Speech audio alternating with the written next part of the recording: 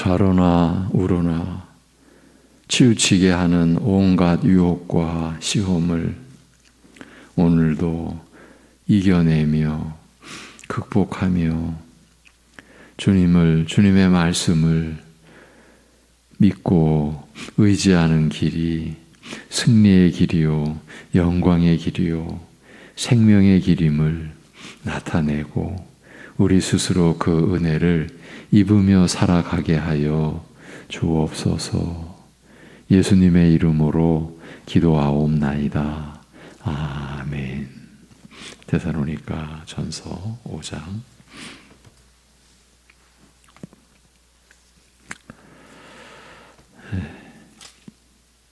데살로니가 전서 5장 25절에서 28절 마지막 구절입니다. 25절에서 28절 같이 보시겠습니다. 다 같이. 형제들아 우리를 위하여 기도하라. 거룩하게 입맞춤으로 모든 형제에게 문안하라. 내가 주를 힘입어 너희를 명하노니 모든 형제에게 이 편지를 읽어주라. 우리 주 예수 그리스도의 은혜가 너희에게 있을지어다. 아멘. 사도 베드로가 바울 사도가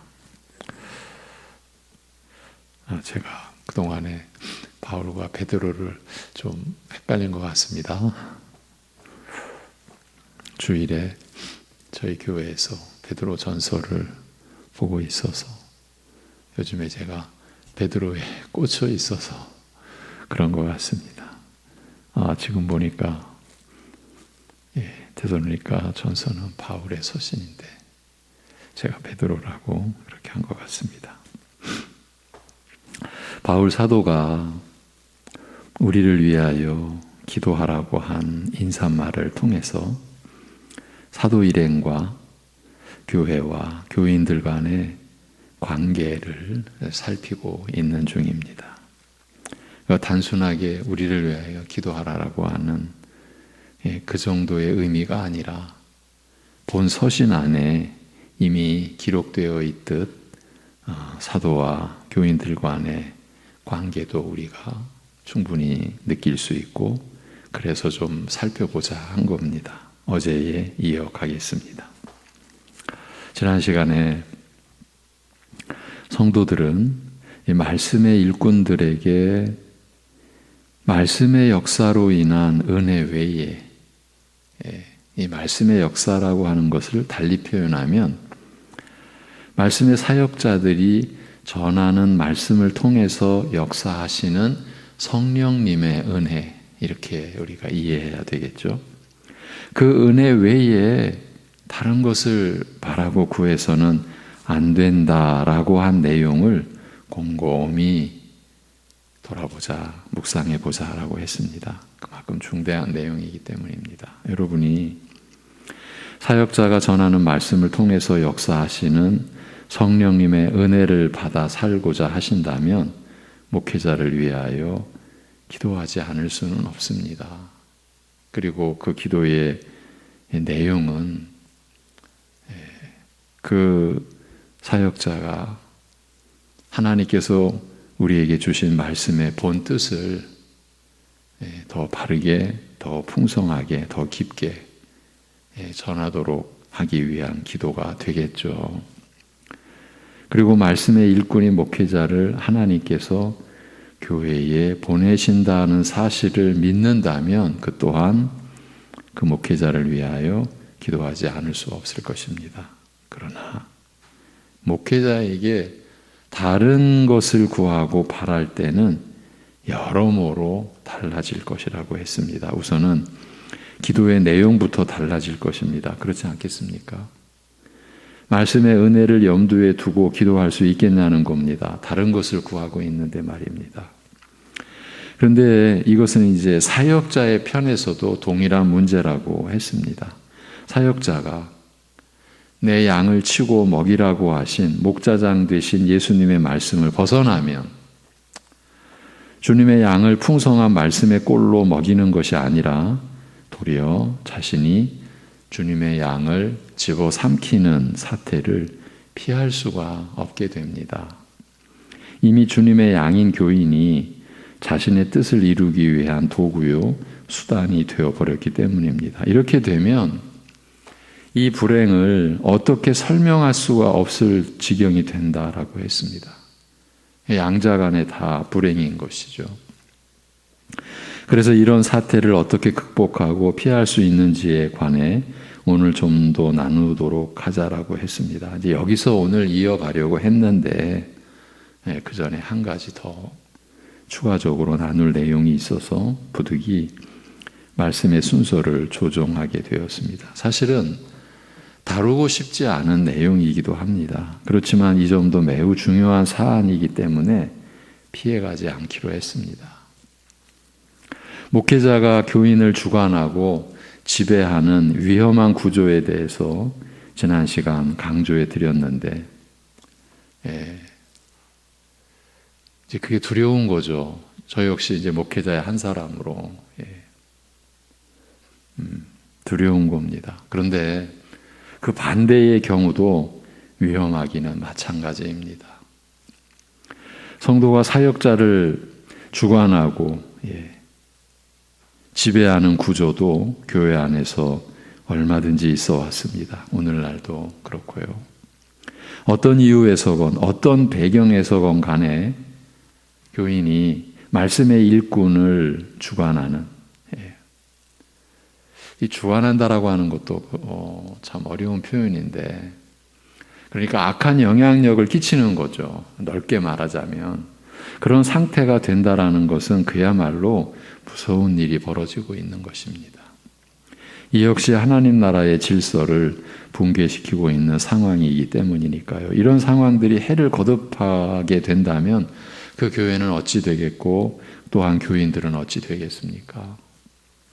어떻게 교인의 입장에서 말씀의 일꾼을 주관한다, 그런 일이 일어날 수 있을까요?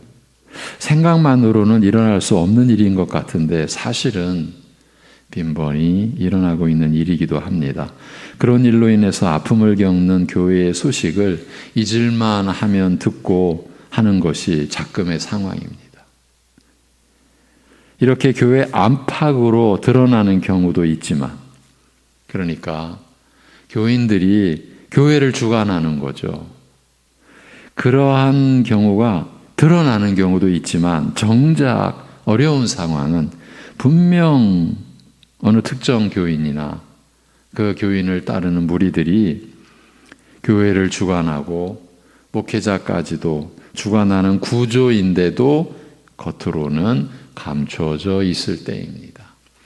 온 땅의 교회에 공포된 사이비 이단보다 더 경계해야 하는 것은 일반 정통 교회 안에 사이비 이단의 신앙을 숨기고 있는 경우라고 말씀드려 왔는데, 지금 논의하는 경우에서도 동일한 그런 일이 가능한 거죠. 만일에 교묘하게 감춰진 상태에서 교회의 모든 운영이 말씀의 일꾼이 전하고 가르치는 말씀의 역사와 그 기준에 의해서 이루어지지 않고 어느 특정 교인과 그를 따르는 무리들에 의해 좌우되고 있다면 그 교회 전체 모두, 사역자건 교인들이건 모두가 사실은 큰 고통과 불행 속으로 한 걸음 한 걸음 내딛고 있는 형국인 것입니다. 소리 없이 말입니다. 이게 겉으로 드러나지 않았으니까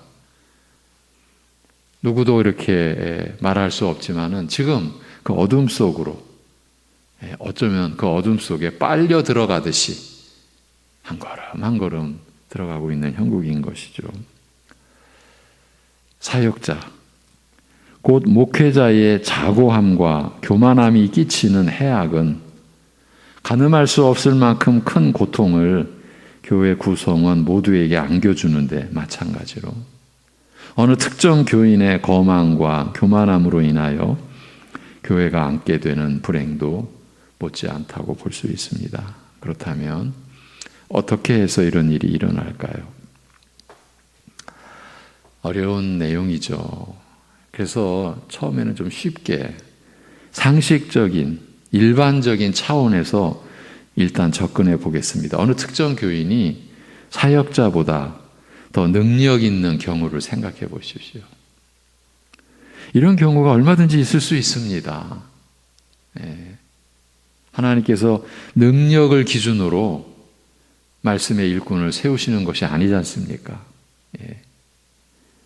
교인이 여러 면에서 더 지혜롭고 더 능력이 있는 데다가 지금 좀 일반적이고 좀 쉽게 접근해 보자라고 가정하고 드리는 말씀이에요. 경제적 능력까지 있고 또 높은 사회적 지위까지 가지고 있다고 가정해 보십시오. 덧붙여서 그 교인의 많은 일가 친척까지 함께 한 교회에 속해 있다라고 해 보십시오. 그뿐 아니라 현실적인 요인에 의해 어떤 현실적인 요인에 의해 많은 교인들이 그를 따르고 있는 상황이 되면 그 권세와 영향력은 무시무시한 겁니다. 제 동기 목사가 겪은 일인데 한 교회가 성도님들이 한 분의 회사의 거의 직원인 거예요. 여러분 그 영향 그건 말도 못하는 거죠. 결국 어떻게 됐을까요? 여러분 짐작하시는 대로입니다. 모든 걸 다 갖췄다고 할 수 있지 않겠습니까? 그러니 어떤 사역자가 그 권세와 영향력에서 자유로울 수가 있겠습니까? 또 무시할 수 있겠습니까? 물론 이런 경우에 다 그런 일이 벌어진다라는 말은 아닙니다. 결정적인 요건이 아직 남아있기 때문입니다. 그것은 바로 그 특정 교인의 성품, 그 신앙이 발휘되는 그 성품이겠죠. 모든 면에서 아무리 많은 것을 소유하였다라고 해도 그야말로 주님의 은혜 안에서 겸손과 온유함을 지니고 하나님을 경외하는 교인이라면 교회를 스스로 또 말씀의 일꾼을 주관하거나 자기 수하에 두려고 하지는 않을 것입니다. 지금까지 일반적이고 상식적인 차원에서 가정을 한번 해본 겁니다.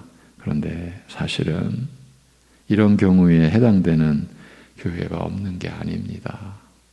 물질이든 지위와 권력이든 무언가를 많이 소유한 교인에 의해서 그리고 어떤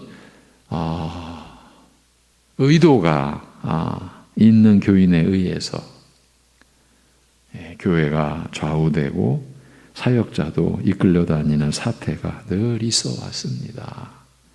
이제는 이제 근본적인 면에서 접근해 보겠습니다.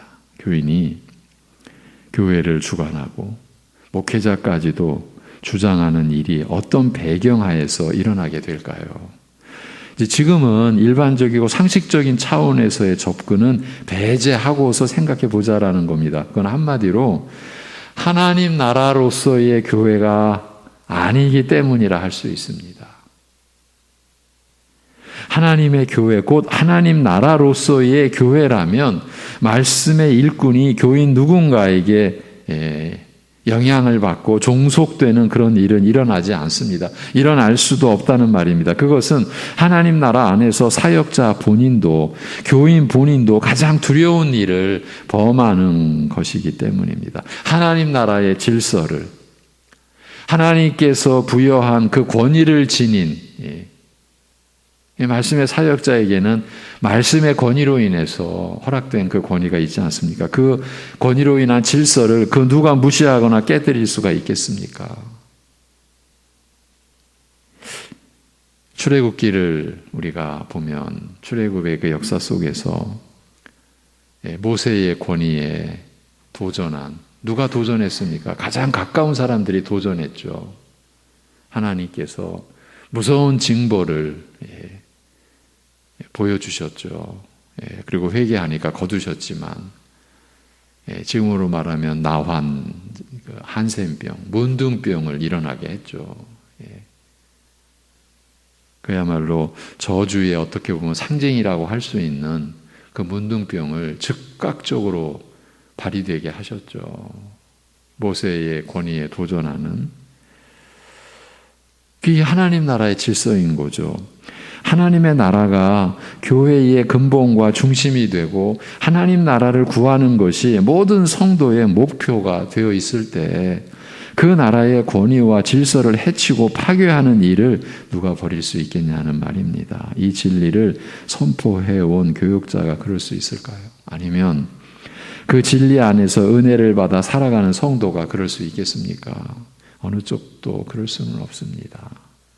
그런데 안타깝게도 우리의 현실은 교회가 하나님 나라로서의 영역을 벗어난 지 오래되지 않았나 싶습니다.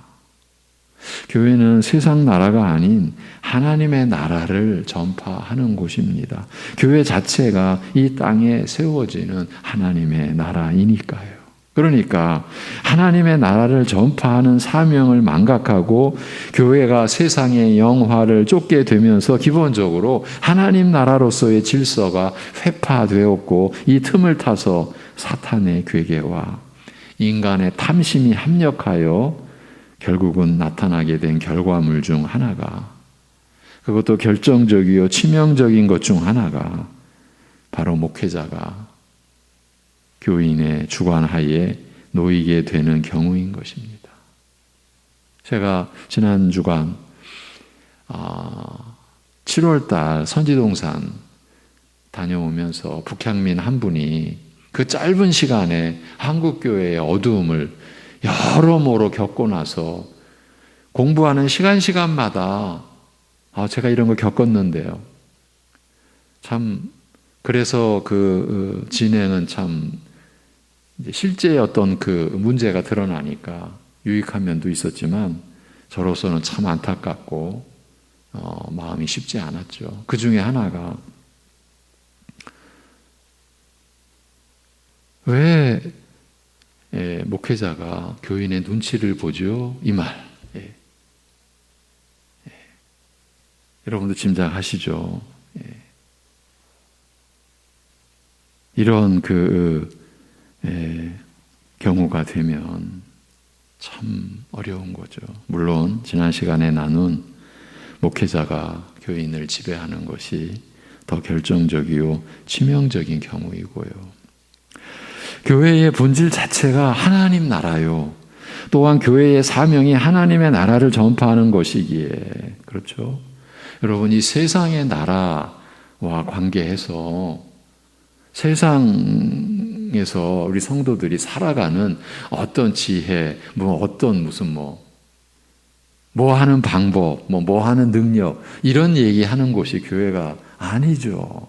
하나님의 나라를 전파하는 것이기에 그래서 주 예수 그리스도에 관한 모든 것을 담대하게 거침없이 가르쳤어야만 하는데 교회의 본질까지 포함하여 교회의 사명 자체를 망각해버린 상황에서는 어쩔 수 없이 이 질서 파괴의 현상이 나타나게 되는 것입니다. 그 대표적 현상이 말씀 사역자의 권위를 무시하는 것인데 이미 하나님 나라로서의 교회의 입지가 흐트러져 버린 상황에서는 목회자를 멸시하는 것이 곧 그 목회자를 교회에 보낸 하나님을 무시하는 것이라는 영적 이치 또한 가볍게 무시될 수 있는 겁니다. 아무 두려움도 없이 말입니다. 그렇기 때문에 하나님 나라로서의 교회의 본질에 대한 믿음을 갖는 것이 시급한 과제입니다. 그래서 사역자는 말씀을 통해서 그렇게 끊임없이 가르쳐야 하고 모든 신자들은요 자신이 하나님 나라에 속한 자, 하나님 나라를 유업으로 이미 받은 그 약속 받은 자라는 신앙 고백을 지니고 있는지 늘 확인해야 하는 것입니다. 교회는 곧 하나님의 나라니까요.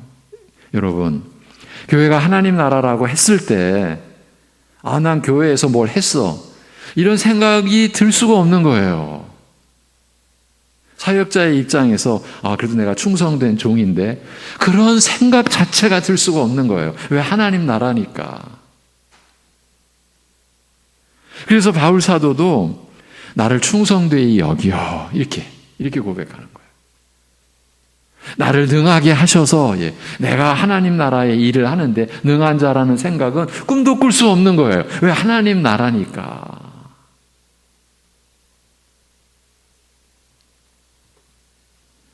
이 점이 이게 근본에서 우리가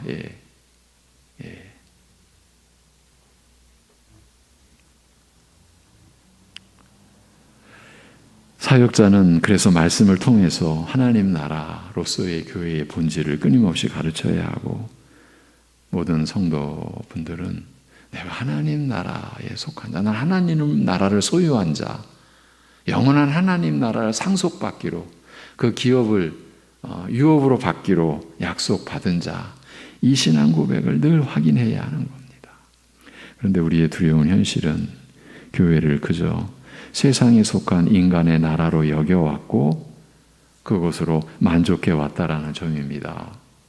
저희의 연약함을 가끔 이렇게 말씀을 드리기도 하는데, 제가 30년 전쯤 됐네요. 청년부 사역을 감당하는데, 고등학교를 졸업한 한 청년이 이제 대학을 마치고 이제 취직을 했죠. 취직을 하면은 웬만한 이제 규모가 있는 회사에서는 이제 사원 교육을 하지 않습니까? 이 청년이 그 교육을 받고 와서 하는 말이, 목사님, 뭐 교회나 사회나 똑같은데요? 제가 그 말에 내가 잘못 가르쳤구나.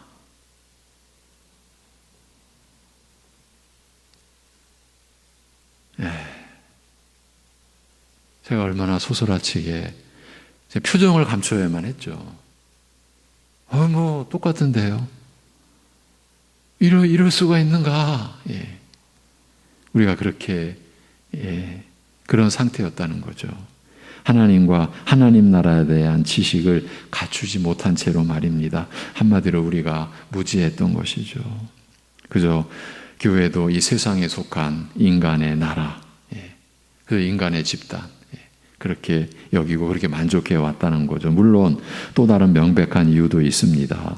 하나님 나라로서의 교회의 본질에 대한 지식을 어쩌면 부정하고 거부한 면도 있다고 보여집니다. 그래야 그 세상에 속한 사람의 나라여야 자기 뜻대로 자기 마음대로 할 수 있을 테니까요.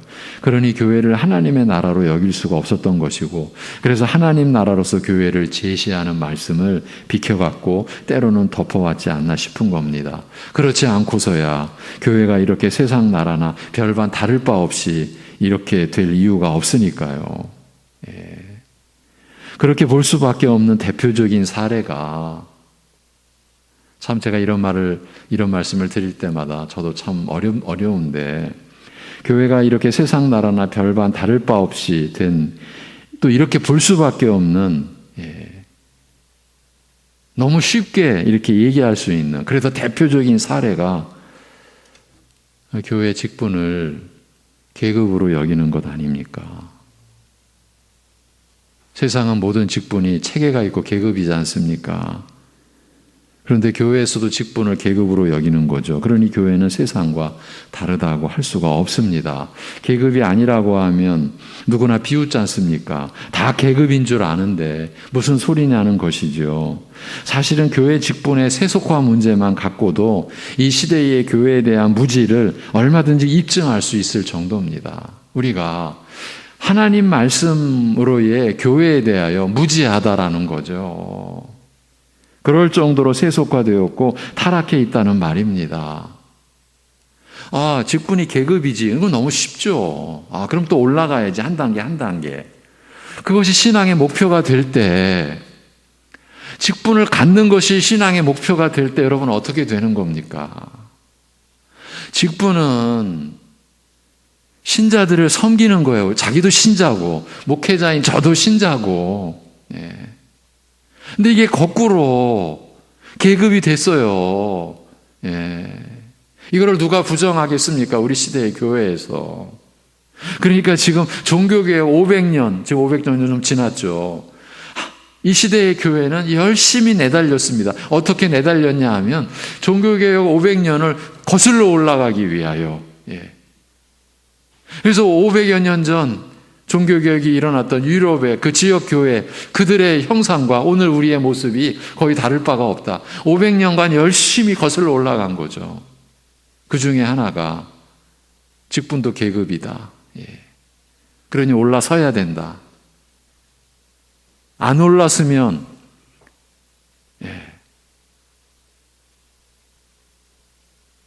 노후에 교회의 직분을 말할 때 부끄러워하는 거예요. 제가 이 정도 이런 의식들이 우리 안에 있잖아요. 이거를 어떻게 부정하겠습니까? 그리고 이것이 얼마나 기막힌 일인데 우리는 모르는 거예요. 하나님 나라에서 계급이 있어요? 하나님 나라가 아닌 거예요. 여러분, 이대로 묻어서 가면 안 됩니다. 지금 어느 도시나 어느 지역이나 교회 학교가 눈물과 아픔의 지금 대상입니다. 그런데 교회 학교가 이렇게 어렵게 된 게 사실은 근본 원인이 누구이겠습니까? 우리들 부모 세대들. 우리의 문제를 봐야죠. 그렇지 않겠습니까? 그 중에 하나가 이 직분의 세속화. 세상과 다를 바가 없는 거예요. 이제 오늘의 논의를 정리해야겠습니다. 당연히 이렇게까지 된 총체적인 원인은 결국 이 말씀에 대한 무지입니다. 오늘 우리가 생명의 말씀에 대한 찬양을 드렸죠. 값도 없이 받아서 생명길로 가게 하신 그 생명의 말씀, 그 말씀에 대한 무지에 있는 거죠. 이 점이 근본 원인이라고 해야 맞을 것입니다. 이렇게 우리의 모든 악행과 불의가 초래되는 근본 원인은 늘 성경 말씀과 연계가 됩니다. 그렇게 되지 않을 수가 없습니다. 그래서 하나님에 대한 불순종과 그 말씀에 대한 무지는 늘 함께 한다고 볼 수 있습니다. 하나님의 말씀에 대한 불순종은 그 말씀에 대한 무지와 엮이게 되어 있다는 말입니다. 말씀을 불순종하겠다는 의지가 그 말씀에 대한 무지를 능가하는 경우가 없다고는 할 수 없겠습니다만 더 파고 들어가 보면 불순종의 의지는 결국은 하나님의 말씀과 그 뜻에 대하여 무지한 상태, 그 지혜의 상실과 무관하지 않다라는 것을 알 수 있습니다. 이렇게 무지와 불순종의 상관관계를 이해하는 것도 간단한 일이 아닙니다. 여하튼 오늘의 초점은 우리의 말씀에 대한 무지, 이 점을 말씀을 드리는 거예요. 우리는 대개 교회를 잘 아는 것처럼 여기고 그 점에서 의심해 본 적이 없을 수도 있습니다. 그렇지만 우리의 현실은 분명히 말해줍니다. 우리가 교회를 모르고 있다고요. 하나님의 말씀이 가르쳐 주시는 대로의 교회를 제대로 알지 못한 채로 우리는 오랜 세월에 걸쳐 신앙생활을 해온 겁니다. 물론 교회에 관한 말씀을 전혀 몰랐다고 단정을 하는 것은 아닙니다. 들었고 배우기도 했지만 어쩌면 부분에 관한 것이었을 수도 있고 때로는 현실의 욕구가 말씀을 덮어버렸을 수도 있고요. 이것이 우리의 연약함이요 또 한계였지 않나 싶습니다. 제가 오늘 말씀을 전하는 중에 사역자의 관점에서 내가 말씀을 잘 전하지, 내가 능력 있지, 이런 생각을 하는 자체가 교회가 하나님의 나라로서의 그러한 규모나 본질, 그것을 지금 염두에 두고 있지 않기 때문에 내가 그래도 좀 누구보다는 더 충성되고 누구보다는 좀 능력이 있지, 이 모든 게 여러분 하나님의 나라가 아닌 거예요. 우리가 하나님의 나라, 하나님에 대한 말씀의 지식을 가지고 우리 자신을 볼 때 우리는 무엇 하나 할 수 있는 일이 없어요. 그저 무익한 종이에요. 하나님이 우리를 쓰시는 거예요. 충성되게 여겨주셔서 능하게 하셔서. 그런데 우리는 우리의 뭔가가 이미 이렇게 개입이 되면요, 이미 하나님 나라로서의 교회는 벗어난 거예요. 이 이치를 회복해 가는 것이 저는 하나님 나라로서의 교회의 그 본질을, 본 모습을 회복해 가는 것이 이 시대의 교회가 우리의 그 무지로 인해서 어쩔 수 없이 지니게 된 시급한, 절박한 과제라고 생각을 합니다. 오늘은 여기까지입니다. 기도하겠습니다. 하나님 아버지, 우리를 긍휼히 여겨 주옵소서. 아무것도 모르면서도 아는 행세를 우리가 얼마나 많이 하고 있는지, 하나님 나라인 교회에 대해서까지도 우리의 생각, 우리의 주관으로 아들의 핏값으로 사서 세우시는 교회를 그렇게 여기고 그런 대상으로 삼았던 우리의 불의함과 우리의 패역함을 용서하여 주옵시고 긍휼히 여겨 주옵시고, 그러기에 마치 교회도 무슨 사람의 무슨 능력으로 좌우할 수 있는 것처럼 혹시 행세했거나 그렇게 여겼던 그런 우리의 불의함을 긍휼히 여겨주시고 용서하여 주옵소서. 그리고 그러한 우리의 모습이 드러나게 하여 주옵소서. 우리의 탐욕과 사탄의 괴계로 감추어져서 굳어져 버린, 우리로서는 어찌할 수 없을 정도로 그렇게 콘크리트처럼 굳어져 버린 그런 형상이 되지 않게 성령께서 우리를 다스려 주시고 우리를 주장해 주시고 우리를 인도하여 주옵소서.